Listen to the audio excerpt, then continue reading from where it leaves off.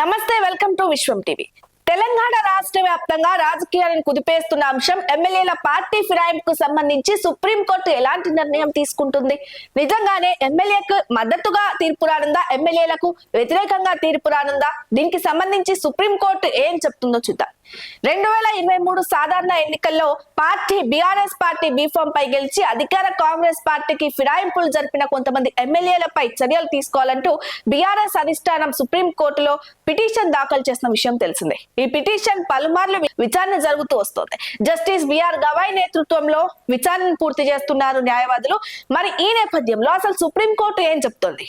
పలు ఎమ్మెల్యేలకు సంబంధించి సాధారణ ఎన్నికల్లో గెలిచి పార్టీ మారిన ఎమ్మెల్యేలకు సంబంధించినటువంటి అంశంలో సుప్రీంకోర్టు ఎటువంటి నిర్ణయం తీసుకోనుంది, దీనికి సంబంధించి సుప్రీంకోర్టు ఎలా తీర్పునిచ్చే అవకాశం ఉంది అంటూ కూడా రాష్ట్రంతో పాటు దేశవ్యాప్తంగా పలువురు కూడా సుప్రీంకోర్టు వైపుతో పాటు స్పీకర్ వైపు చూస్తున్నటువంటి అంశం. ముందుగా చూసుకుంటే ఫిరాయింపు ఎమ్మెల్యేలకు సంబంధించి విచారణ చేయండి, ఎందుకు ఫిరాయించారు, దానికి సంబంధించి కారణాలు తెలుసుకోండి, ఎమ్మెల్యేలకు నోటీసులు ఇవ్వండి, దీనికి సంబంధించిన మీ నిర్ణయం ఏంటో చెప్పండి అంటూ కూడా తెలంగాణ స్పీకర్ గడ్డం ప్రసాద్ కుమార్ కి ఇప్పటికే సుప్రీంకోర్టు నోటీసులు కూడా జారీ చేసింది. మరి ఈ నేపథ్యంలో 3 నెలలు కావస్తున్నప్పటికీ కూడా పార్టీ ఫిరాయింపు జరిపిన 10 మంది ఎమ్మెల్యేలపై స్పీకర్ ఎటువంటి చర్యలు తీసుకోలేదు. అంటే చర్యలు తీసుకోకపోగా అసలు వారికి నోటీసు ఇచ్చినప్పటికీ కూడా కొంతమంది అసలు విచారణకు హాజరు కాలేనటువంటి పరిస్థితి. అసెంబ్లీ కార్యదర్శి కూడా ఫిరాయింపు జరిపిన ఎమ్మెల్యేలకు సంబంధించి కూడా నిజంగానే నోటీసులు ఇచ్చినప్పటికీ కూడా ఎటువంటి రెస్పాన్స్ లేని పరిస్థితి. మరి ఈ నేపథ్యంలో స్పీకర్ నిజంగానే ఎందుకు చర్య తీసుకోవట్లేడు? నిజంగానే ఉద్దేశపూర్వకంగానే స్పీకర్ చర్యలు తీసుకోవట్లేడు, విచారణ చేయట్లేడు అంటూ కూడా బీఆర్ఎస్ ఆరోపిస్తూ ఇప్పటికే మరో పిటిషన్ అంటే ఎమ్మెల్యేల ధిక్కారణ పిటిషన్ ని కూడా సుప్రీంకోర్టులో దాఖలు చేసింది. హుజురాబాద్ ఎమ్మెల్యే పాడి కౌశిక్ రెడ్డితో పాటు కుత్బుల్లాపూర్ ఎమ్మెల్యే కేపీ వివేకానంద్ తో పాటు BRS working president Sircilla MLA KTR కూడా సుప్రీంకోర్టులో పిటిషన్ దాఖలు చేశారు. మరి ఆ పిటిషన్ ఇవాళ అంటే నవంబర్ 15 సుప్రీంకోర్టులో విచారణకు వచ్చింది.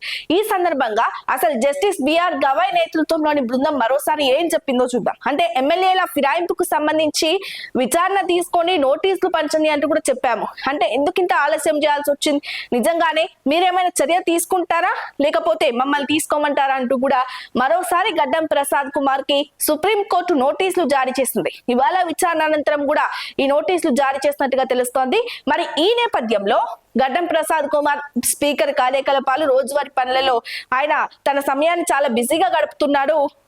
తనకి ఒక 8 వారాల సమయం కావాలంటూ కూడా స్పీకర్ తరపు వాళ్ళు కోరడం జరిగింది. మరి ఈ నేపథ్యంలో కేవలం 3 వారాల సమయం లోపే అసలు ఎమ్మెల్యేల ఫిరాయింపుకు సంబంధించిన నిర్ణయం చెప్పాలి అంటూ కూడా సుప్రీంకోర్టు చెప్పినట్టుగా తెలుస్తోంది.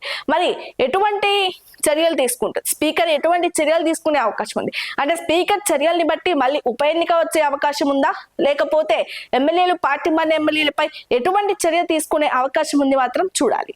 భారత అత్యున్నత న్యాయస్థానం సుప్రీంకోర్టు ప్రధాన న్యాయమూర్తి జస్టిస్ బిఆర్ గవాయ్ కూడా ఈ నెల 24న తన పదవి విరమణ చేయనున్నారు. మరి పదవి విరమణ చేయనున్న నేపథ్యంలో ఇది ఎవరికి ఈ పిటిషన్ మరి తదుపరి వాయిదా ఎవరికి వెళ్ళనుంది, ఎవరు విచారణ చేయనున్నారు, లేకపోతే ఆయన తుది నిర్ణయం తీసుకున్నాకే పదవి నుంచి వెళ్తారా అంటూ లాంటి ప్రశ్నలు కూడా వస్తున్నాయి.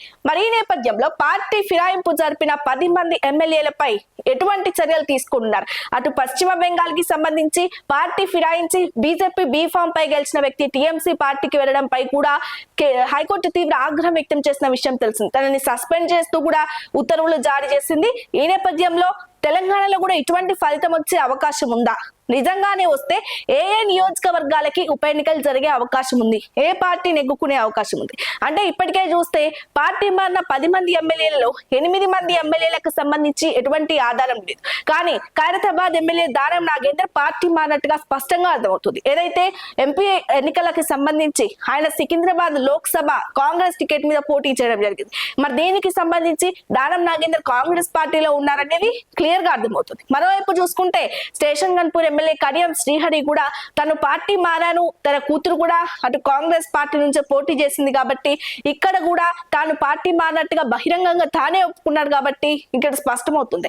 మరి మిగిలిన 8 మంది ఎమ్మెల్యేలు రాజకీయంగా కాంగ్రెస్ పార్టీతో కలిసి కార్యకలాపాలు జరిపినప్పటికీ ఎక్కడా వారు పార్టీ మారినట్టుగా కూడా ఆధారం లేదు. మరి దీనికి సంబంధించి సుప్రీంకోర్టు కఠిన చర్యలు తీసుకుంటే 10 మంది మీద తీసుకునే అవకాశం ఉందా, లేకపోతే ఈ 2 నియోజకవర్గాలు అంటే స్టేషన్ గన్పూర్, ఖైరతాబాద్ కి మాత్రమే ఉప ఎన్నిక వచ్చే అవకాశం ఉందా మాత్రం చూడాలి.